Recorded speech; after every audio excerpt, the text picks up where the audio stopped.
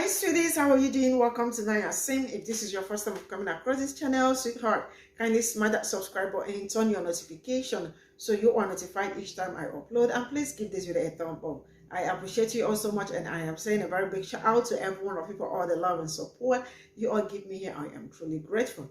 Thank you all so much. So today we'll be talking something very important, and it's about this woman of color who called out Black women and Black people to alert them on what is going on.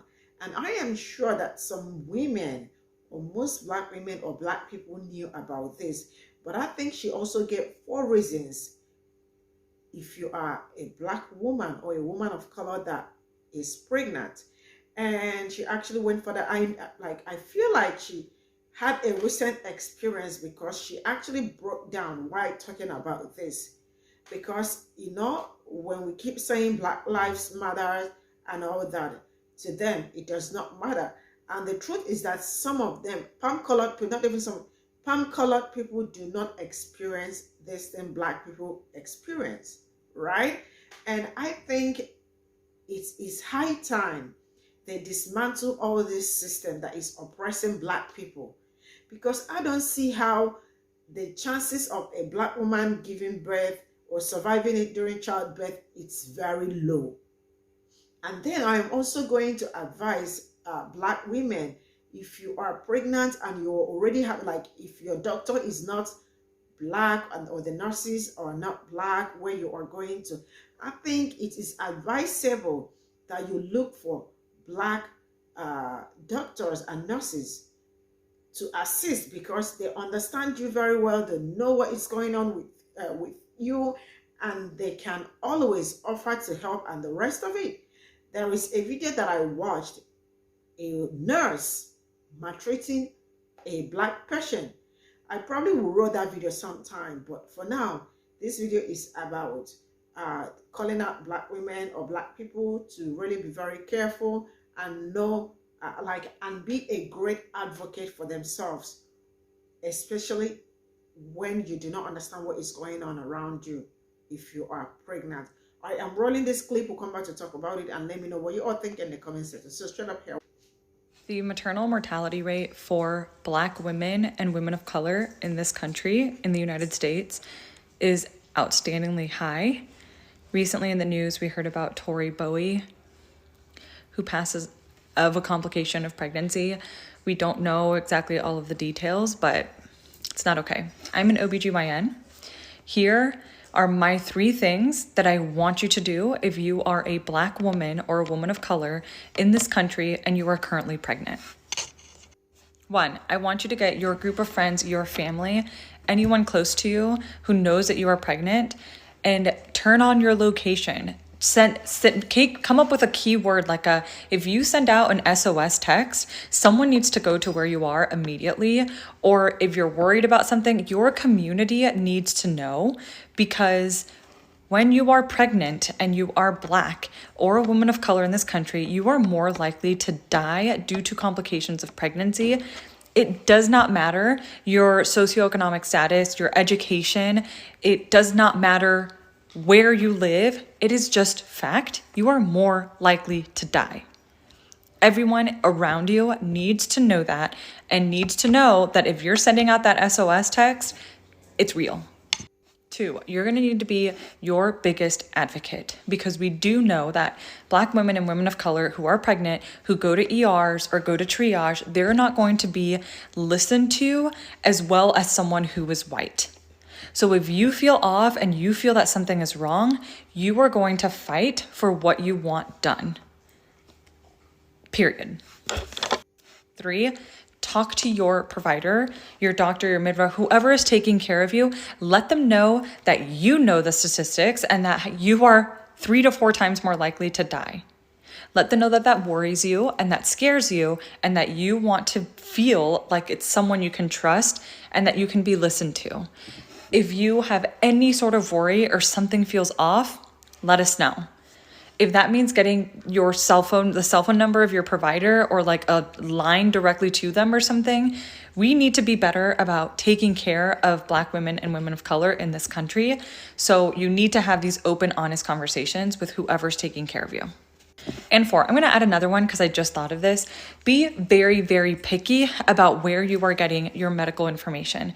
Nowadays on social media, it is all available to us all of the time. I beg you, if you are a Black woman or a woman of color, do not listen to influencers or people who are not medically educated or in this field when you're looking for advice throughout the pregnancy. It is way too risky.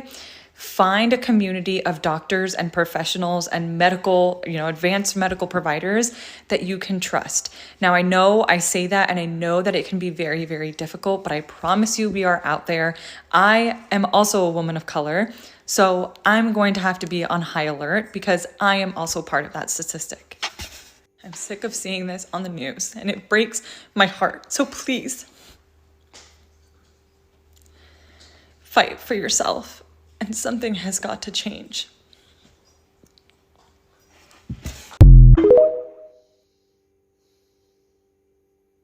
The maternal mortality rate for Black women and women of color in this country. Hi, my name is Imani B. I am a Black American woman who gave birth abroad.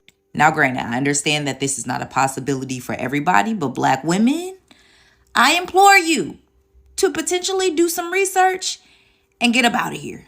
I have maternal mortality in my family, starting with my father's mother, who passed away pregnant with a second set of twins when my father was 16 years old. My father is the oldest of 8 children. So growing up, knowing the story of her walking into a hospital, pregnant with a set of twins, and never coming home when my dad is 16 years old, I never wanted to give birth in a hospital. And then at some point throughout my life and my travels, I just never wanted to give birth in the United States, period. My little baby, yes, that's my baby, was born in Szczecin, Poland. This is me heavily pregnant with my son, literally in Germany just before I gave birth. I was probably not supposed to get on my airplane, but because I was more belly than I was anything, I literally put my coat over my belly and I was getting on that plane. People often ask what made us choose Poland for us to give birth in the first place. One, my son's father was coaching a professional football team, and football being American football. And he got offered a contract in Szczecin. And when we did the research and we looked, they had the type of birthing style that we liked. I did have a home birth. I did have a midwife, although my son came like a week early. And so we actually birthed him without any medical assistance in the middle of the living room. It was actually pretty cool. A lot of people have often asked me like, oh, it's Poland. They don't like Black people. They loved us and I love them back. To this day, my son still has Polish family. This woman was a godsend. She was the wife of one of the men who was working for my ex-husband's team at the time, and she literally helped me with every single thing that I needed. She had her friends donate clothes. She gave me a gently used pram. She translated everything that I needed translated from Polish to English, there and back, everything and in between. She found my son's midwife. This is his midwife. She was absolutely amazed and marveled because obviously we gave birth without any medical assistance in the middle of a living room. They came the next day. She was like, wow, y'all didn't mess anything up. And she just loved and doted on my baby. This is a priest who heard that we had given birth and that we were obviously not from Poland or from Szczecin. And he said he wanted to deliver gifts, knew that I was Muslim, and wanted to wait downstairs until he knew that I was covered. Y'all see all those bags down there? We were gifted damn near a year's supply worth of clothes, shoes, toys, a car seat, boxes of diapers, wipes, bottles, you name it. Oh yeah, and our state-of-the-art pediatric appointment, $0. Oh yeah, and Poland's maternal mortality rate, 2 deaths per 100,000 live births. I'll take those chances any day of the week. The maternal mortality rate for Black women and women of color in this country. Okay, I also want to add this. If you are a Black woman or a woman of color, you need to do this. This is the most important thing. You need to find a doula. That's what you need to do.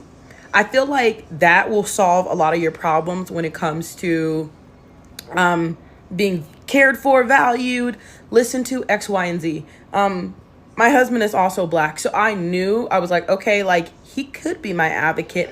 However, they're still probably not going to listen to him. So I hired a doula. And the first time around when I had my twins, I hired a white doula. And the second time around, I also hired a white doula, but I hired someone with a little bit more experience because the second time around, I wanted a VBAC. And I knew that's what I wanted. What is it? I had a planned C-section. Hold on. My kids are doing something. small intermission or having a meltdown. I'm sorry, I can't even remember where I left off, but what is it? I hired a doula both times because, again, like I said, had a planned C-section with my twins, had a VBAC with my daughter, and the doctor that my OB that I end up, the OB that I end up finding, he was phenomenal. He was absolutely phenomenal. But yeah, it does take time to find a good doctor, and my doctor, OB, ended up giving me his personal phone number because I was like, look, I trust you. We've developed a relationship where I trust you and I know that you're going to keep me safe. But once you leave, I don't know if I'm going to be in good care. I don't know if these people are going to care for me and treat me the same way that you're treating me now. And so he gave me his personal phone number. And he's like, if anything happens, you call me. And he checked on me multiple times when I was in the hospital after I had my C-section. Even when I had my daughter, he came and saw me. And I know that some providers do that. But like, I've heard of women, like their doctor not even like coming back to check on them after they had their baby. Like my doctor was phenomenal. So if you're in Idaho and you're in the southeast part of Idaho and you're a woman of color, hit me up because I will tell you where to go. Like this guy is phenomenal. Like I had a VBAC 14 months and 22 days from my C-section. Like he is a great doctor and he knows what he's doing. From what I know, no one has ever died in his care. Yes, he is a very, very caring man and I am so thankful for him. But yeah, Black women do die at a higher rate and it is true. And when I talk to some of my friends who are not Black, they're like, really? And I'm like, the fact that y'all don't know this kind of blows my mind, but also I'm not upset because it's not affecting them. It's literally not affecting them. So it's like, how would you know? Because when I was being seen at a office here in the town that I'm living, because I drive 30 minutes away to go see him, they were just awful. They were absolutely awful and just treated me like complete trash. And I'm so thankful that I found my OB. And yeah, I'll have to share another story about something that just happened recently. That's pretty crazy, but yeah, find you a good provider if you're a Black woman. The maternal mortality rate for Black women and women of color in this country. As a Black woman who has experienced fetal loss in 2011 due to hospital negligence, the fact that it was my first baby, I was more acclimated to listen to the doctors. My second pregnancy, my doctor was much more cautious due to the fact that he knew about my medical history. 10 years later, December of 2022, I gave birth to my daughter. And you would think that the situation would be much better.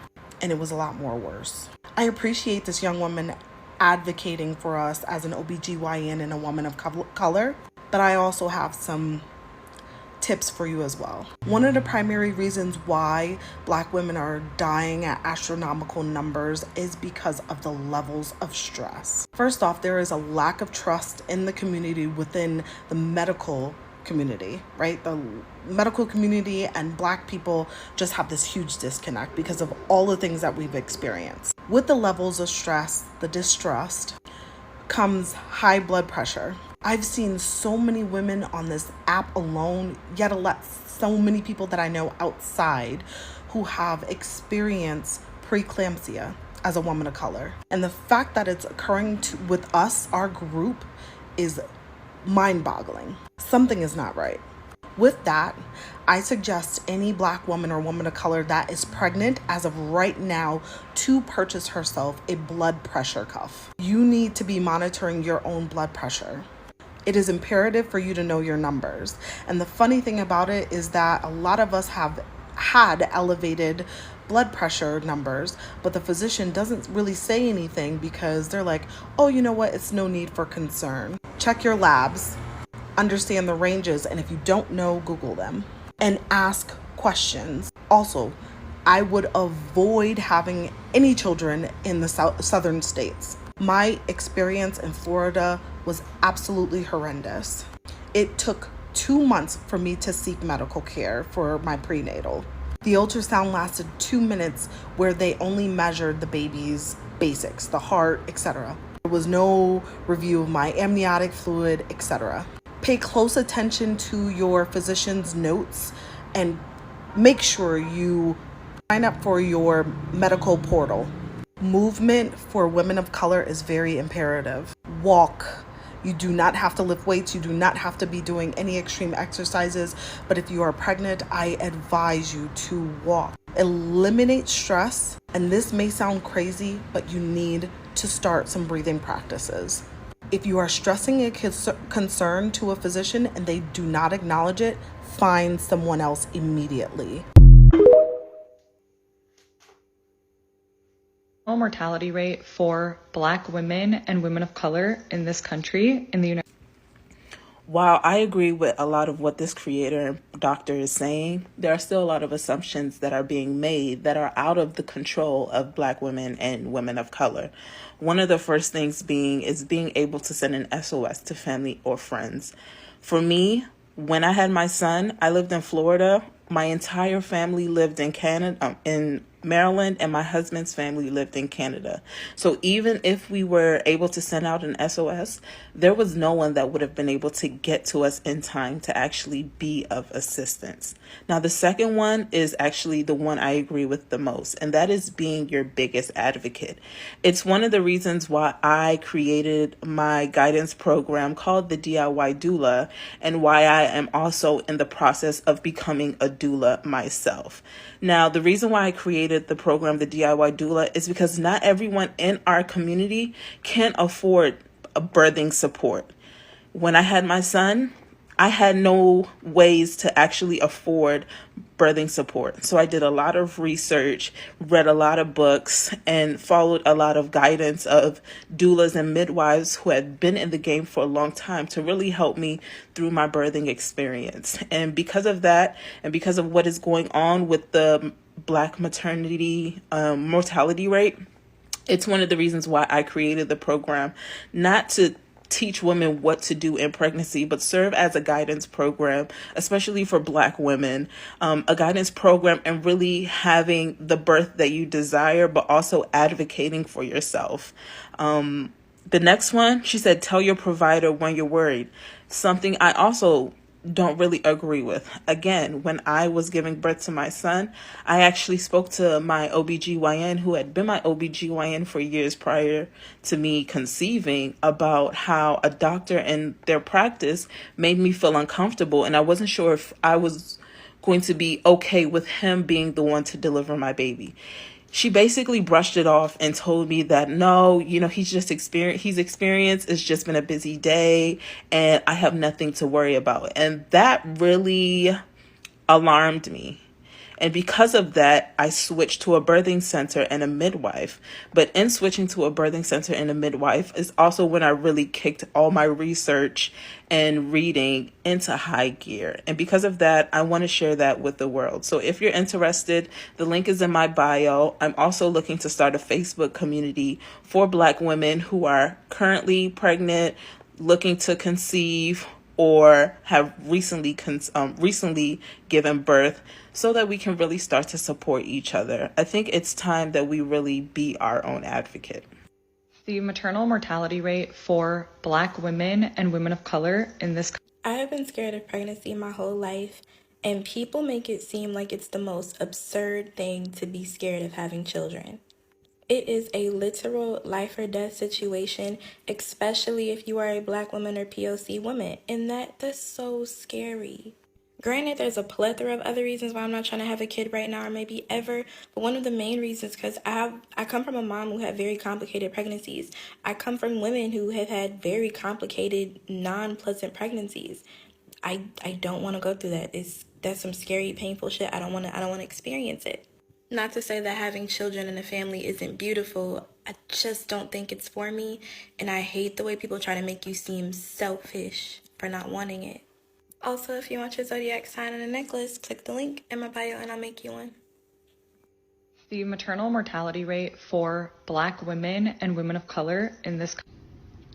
First off, that was an amazing video. She's telling you guys, as a licensed professional, 4 things that women of color need to know or should know when giving birth to help them make informed decisions to be safe when in the hospital giving birth. So if you haven't already, go ahead and check out the full video. So she was able to give you 4 useful tips being a woman of color giving birth. And so now I want to add 3 more to that list. Number 1, life insurance. Before you go in to give birth, make sure that you have a permanent life insurance policy that holds living benefits. The reason being is because with living benefits, if you were to fall short of a chronic, critical, or terminal illness, your spouse or loved ones would be able to draw from your death benefit while you are still alive to help take care of you. So if you have a husband, he'll be able to be there for you and not worry about having to go to work and worry about this, worry about that. You guys will be able to cover those medical expenses and make sure that your home needs, like your regular bills and, you know, mortgage, utilities, childcare, those things are still taken care of. Number 2, healthcare directives. This is very, very, very, very, very important. A lot of people think just because they're married that everything will be smooth sailing. That is not the case. Just because you're married does not mean that your spouse will be able to access everything. You need to have power of attorney in place. You need to have a power of finance in place so that your spouse is able to access documents and file claims and do things on your behalf and make decisions when it comes down to your health care. And number 3, having a will. Okay, this one is also equally important as the first 2. Having a will in place will dictate probate court. Having a will in place will allow your loved ones to know what your wishes are in the event that something happens to you. Having a will in place will honor your wishes. Having a will in place will save your spouse and loved ones so much headache in the event that something happens to you. Have a will in place. These things are so important. It is one of the hardest conversations to have. It is the number one thing that we fail to talk about, that we fail to put in place, but it's also the number one thing that we are never ever prepared for. I hope that these tips will help someone. I hope that you get your affairs in order if you're a woman of color planning to have children, if you're a woman of color with child, if you're a woman of color getting ready to give birth. If you can, get those things in place along with taking those. So this is all I got from this video, and this video is actually very interesting, and I appreciate this young woman for coming out, like, you know, calling black women out to know like the things they are supposed to know, and also women of color and white pregnant and all that. And I have also learned about this, that like, you know, black women have high chances of not surviving it during childbirth because of palm-colored people's negligence towards black people and the rest of it. And I think this is really like a must-see video. I mean, people should know what they are supposed to do and the rest of it. I know most black people already knew that they have high chances of survival during childbirth because, like, you know, I've done something like this. I think I have covered something like this before, and I also was able to learn about it. I did not know this before, not until I started digging deep and I found out, I mean, what black women go through, especially when they are in pain and ask for pain relief and all that. I mean, they tend not to get it because they always say that black people have low, how do they say that? Like, you know, they don't feel pains. I mean, it is just ridiculous how these people come up with some certain things. I don't know who taught them. They are not black to start with. Some of them do not even know a whole lot about black people, but they always have a say when it comes to black lives or black people's, like, you know, and it's crazy how they come up with all this. So I think black women, if you are a black person, I think this is really a must see, so you all will know how to handle some certain things, because, you know, and I am sure some of them know, most of them know that black people have I think low chances of survival, right? Surviving childbirth and all that. So I mean, like, man, how did all this, how did they create all this system? Because, like, sometimes I sit down and ask myself, how did all these people sit down to create all this, or to mantle all this system that is oppressing mostly black people? Because really, it's just only a very wicked person that will wake up to great things like this. I am not lying to you, really. It's only a very mean person that will wake up to great things like this. I mean, like, every damn thing is affecting Black people. And then people are going to wake up to tell you everything is not about race. Sorry, did I hear you right? Everything is actually about race. It is. And some of them, they don't go through all of this. I mean, majority of them don't go through all of this. And like, I remember what Tim Wise says, that Black lives matters. And white people will always say that white lives matter. No, the teachers know that their lives matters. Even their parents and the hospital doctors and all that, they all knew. But they don't know that Black lives matters. So this is also part of the reason why BL movement is just a big thing. Because most of them always think, I mean, anything that got to do with Black does not matter. Because they are not a standard. But then, we are the standard. And I think this is also something they also need to fight from the up. Because they did not wake up one day to start, like, doing something like this. It is something they created from the top. And they need to dismantle that system. And how is this even going to happen?